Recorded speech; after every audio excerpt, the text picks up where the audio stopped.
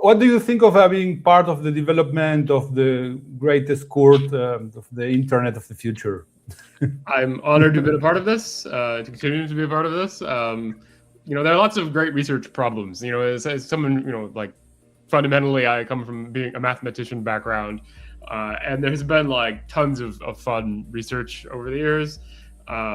It's this whole question of like, how do you recreate sort of a Web 2 experience in your sort of decision-making process when like, unlike in Web 2, you have some kind of central authority that can just sort of intervene ad hoc and like correct problems. That's like, oh, this like thing isn't resolving correctly. Like this person is attacking this. There's a DDoS attack, whatever.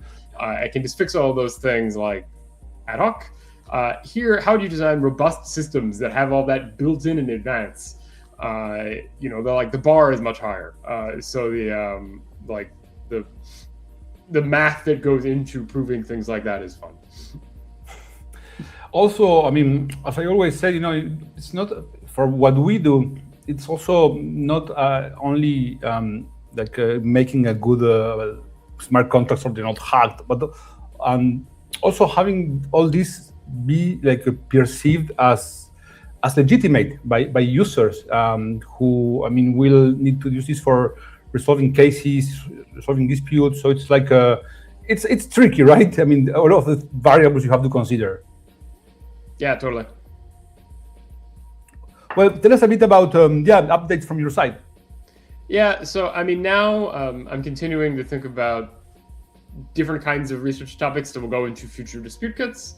Like on some level, I see sort of like, kind of like an expanding circles kind of thing in terms of like what dispute kits will handle well, how many cases we have, where we have the research sort of done and ready to go for dispute kits that will handle like most cases like quite well. But then, like as we add like more and more specialized kinds of like logics, we can handle edge cases, that much better, and you're always getting like the extra edge case.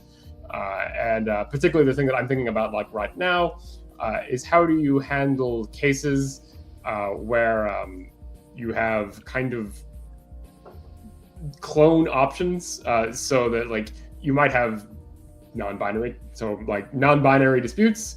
We're particularly worried about like if one of the parties controls like is proposing, what are the options going to be to eventual jurors. For example, you have some kind of escrow dispute where Alice and Bob like agree in their contract on like what the options to the jurors will eventually be.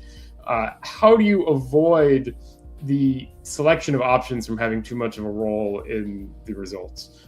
You want to avoid like vote splitting effects. And there's lots of classical research in the social choice theory literature on how to pick voting systems that handle clone options well. So when you add like a similar option that's like the same as options you already have, that doesn't change the result. But when you add in economic incentives, that like changes stuff. So I've been thinking a lot about that.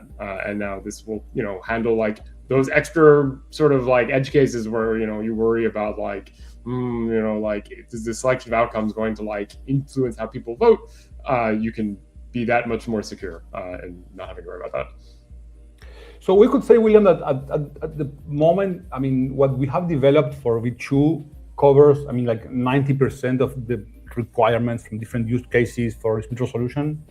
Yeah, something like that. I mean, like the BD people may have a better sense of what the clients are asking for, but on some level, there's like a chicken and egg thing here, where if the whatever dispute kit doesn't handle like a type of case yet very well, like you're not going to realize that it might actually be like a big thing.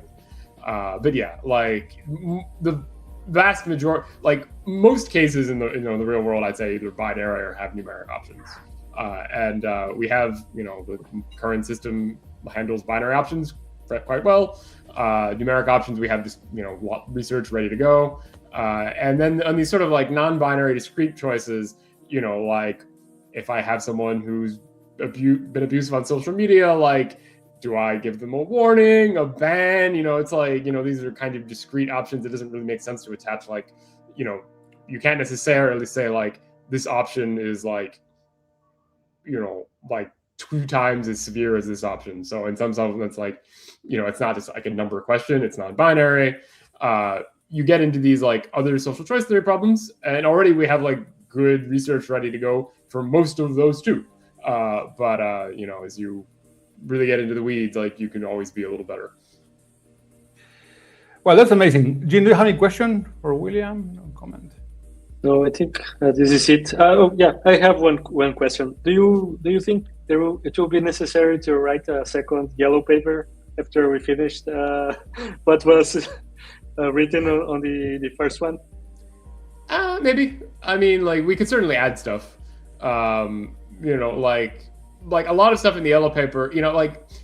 So ultimately, like the yellow paper laid out like several models for how to do things, and and like trade-offs. And we still like think some of those models are like the right thing to do, and we're going to build dispute kits around them. But like in some cases, we found like other ideas that like we can add to the list. Where we had 3 models before, maybe now we have 5 or something. We certainly could add to the yellow paper. Maybe not like yellow paper 2.0, but like maybe yellow paper 1.2 or something.